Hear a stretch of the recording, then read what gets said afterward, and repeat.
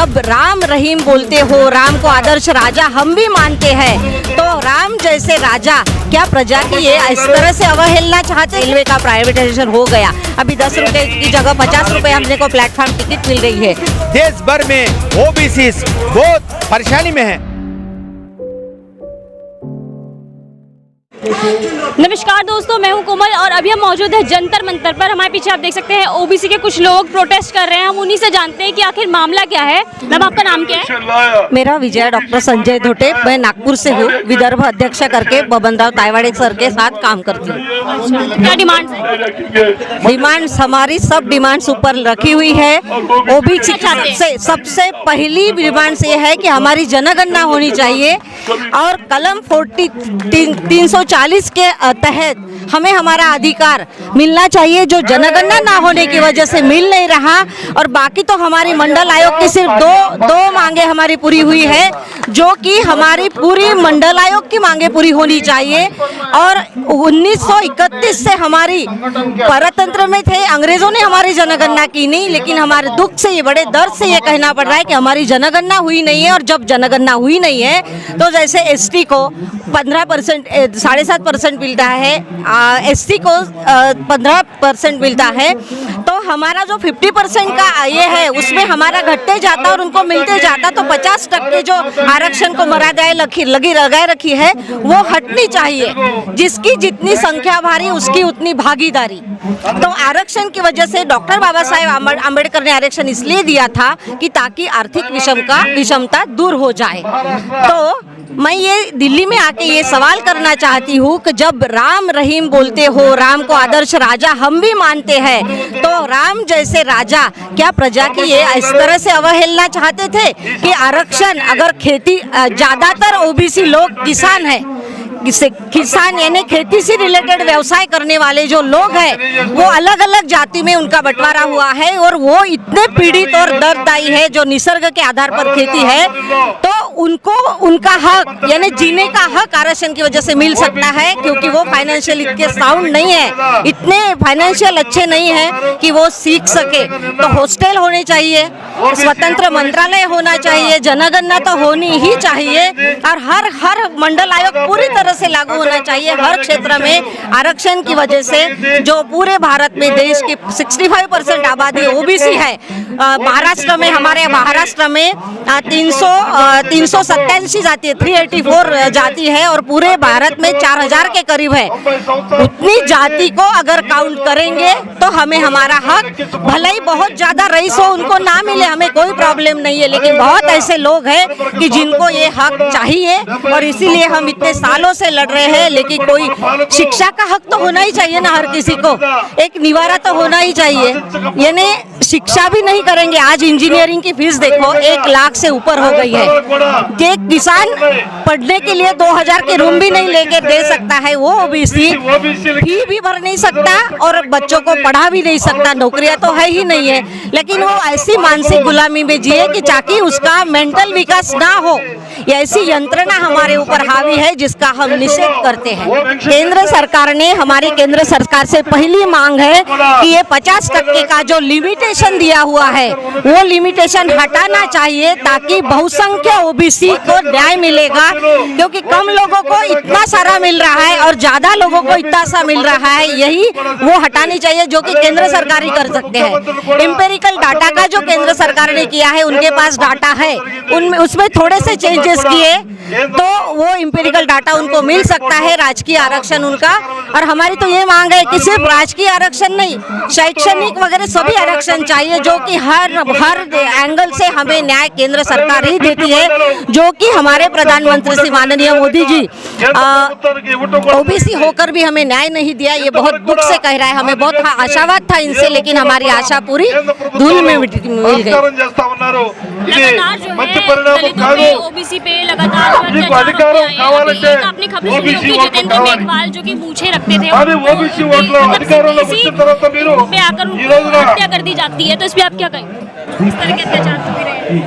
अब ये इसमें मैं क्या ही यहाँ पे बोलूँ, हमारी जो न्याय व्यवस्था है इन्होंने इसके ऊपर, और हमारी जो सभी व्यवस्था है जो लोकशाही प्रजातंत्र में सिर्फ लोगों को सेवा देने के लिए जो बैठी है, इनके लिए ये चैलेंज है। इन्होंने इनका अच्छा न्याय निवाड़ा करना चाहिए और खुद के पद को न्याय देना चाहिए, खुद के अहदे को न्याय देना चाहिए। हम कितने भी चिल्लाएंगे कोई असर नहीं पड़ता, क्योंकि राजकीय अराजकता बहुत सारे गलत लोगों को पीठ यानी गलत लोगों को राहतदायी व्यवस्था निर्माण करने की ये जो चालू हो गया, ये सभी को पता है। हम क्या ही कर सकते हैं इसके लिए, ये व्यवस्था के लिए चैलेंज है जो भी हमारे गॉडफादर बैठे ऊपर, क्योंकि वो तो लोगों के लिए बैठे हैं।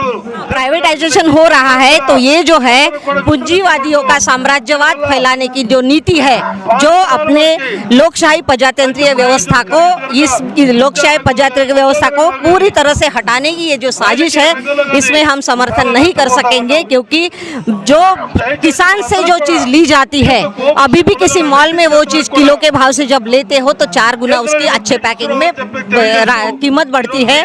और इधर एक जगह बेरोजगारी है, एक जगह भी कोरोना काल का संकट है, लोगों के हाथ में काम नहीं है।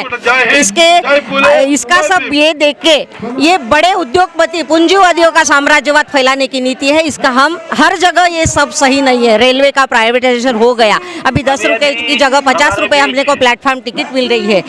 बहुत सारी ऐसी बातें हैं, तो BSNL बिक गया है, बहुत सारी ऐसी बातें हैं कि इसमें आज न कल पूरी तरह से नीति सामने आ ही जाएगी, अभी तो आ ही गई है। तो ये आम जनता को राहतदायी व्यवस्था नहीं है। मेरा नाम दाना कर्णाचारी है, मैं तेलंगाना राष्ट्र OBC central government and public sector employees federation का अध्यक्ष हूँ। आज यहाँ जंतर मंतर के पास राष्ट्रीय OBC महासंघ जो धरना कर रही है, उसमें हासिल होने के बाद से आए हैं। ये धरना किस बारे में कर रहे हैं बोले तो, आज केंद्र सरकार हमारे OBC का जनगण नहीं कर रही है, ये जनगण इमीडिएट करना बोलकर हम ये जो धरना कर रहे हैं। और हमारे मांगे में पहली हमारा जो भी है OBC पर क्रिमिलेयर लगाया गया है, वो क्रिमिलेयर को निकालने के बाद से हम जो सो हमारा मांग है। उसी तरह हम आज केंद्र में 60% OBC है, इसके बाद से हमारा जो 1931 में ब्रिटिश राज था, जब जो सो OBC का जनगण बनाया गया है, जब से अब तक OBC का जनगण नहीं किया गया है। ये केंद्र सरकार इससे पहले जो पहली बार बीजेपी सरकार जीता है, उस समय अपने राजनाथ सिंह मंत्री ने बोला कि हम जो सो 2022 में हम BC का जनगण करेंगे बोलकर उन्होंने वादा किया है। इसलिए हम जो सो आज पूछ रहे हैं, हमारा OBC का जनगण करना है, हमारे हकों को हासिल करना बोल तो BC का जनगण कंपलसरी है बोलकर हम जो सो केंद्र सरकार से रिक्वेस्ट कर रहे हैं। आज केंद्र सरकार OBC के लिए क्या करी है, आज 38 लाख करोड़ जो सो देश का बजट में केवल 14,000 करोड़ OBC को दिया है। आज देश में 60% 70 लाख करोड़ OBC है, तो हमारे को 14,000 करोड़ बजट दिया गया है केंद्र सरकार। वो 14,000 करोड़ से हमारे को क्या आता है, एक OBC को एक चॉकलेट एक बिस्किट भी नहीं आता है। हम उस 14,000 करोड़ से हमारा वेलफेयर क्या कर सकते हैं। इसीलिए जितना हमारा जनगण है उतना बजट हमारे को देना चाहिए। इसीलिए मैं सरकार से विनती करता हूं, हमारा जनगण जो सो इमीडिएट करिए। क्यों बोल तो आज देश भर में OBC बहुत परेशानी में है, बहुत उनका वेलफेयर, उसका पिछड़े जाति वाले बहुत दुखी है। इसीलिए आज सबका विकास सबका साथ बोलकर आज प्रधानमंत्री बोल रहे हैं, मगर सबका साथ सबका विकास OBC को, SC को, ST को, माइनॉरिटीज को नहीं हो रहा। जो आगे अगले जात वाले अग्रवर्ण वाले हैं, जैसा अदानी अंबानी, वो लोगों को हो रहा, टाटा बिरला, वो लोगों को हो रहा है सबका साथ सबका विकास, मगर OBC को या SC को या ST को या माइनॉरिटी को कुछ भी नहीं हो रहा है। आज जो सो केंद्र सरकार, सेंट्रल गवर्नमेंट और सेंट्रल पब्लिक सेक्टर्स को प्राइवेटाइजेशन करने के वास्ते, डिसइन्वेस्टमेंट करने के वास्ते आज ये बीजेपी केंद्र सरकार ने बहुत कोशिश कर रही है। आज ये central government and central public sector private करने से हमारे को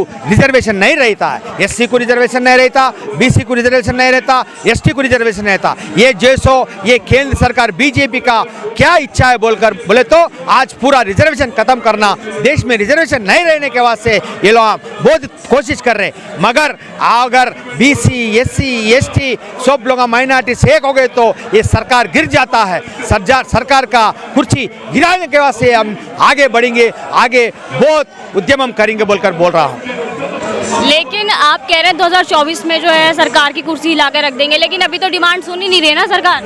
इसीलिए मैं सरकार से विनती करता हूँ, हम जैसो आज हमारा ओबीसी प्रधानमंत्री बोलकर हमारे देश के ओबीसी लोग, एससी लोग, एसटी लोग हमारे को झंडाओं को बाजू लगाकर हमारा ओबीसी का ओबीसी नरेंद्र मोदी प्रधानमंत्री हो रहा बोलकर हम लोगों ने 2 बार उनको जिताया गया है। हम समझे कि हमारा प्रधानमंत्री हो गए तो हमारे ओबीसी के जो हक है हमारे को इजी सॉल्व करते बोलकर सोचे, मगर उनको करने के वास्ते जो उनके साथ रहते उनको चांस नहीं दे रहे हैं। आज अभी भी बोल रहा हूँ, हम हमारे मांगे पूरी करना, नहीं तो बीजेपी को हटाओ, बीसी को बचाओ बोलकर नारे से हम आगे बढ़ेंगे। आपने 2 बार बीजेपी को वोट दिया था और हम बीजेपी को आज जैसो 2 बार जीता बोलते ओबीसी प्रधानमंत्री है बोलकर जीता।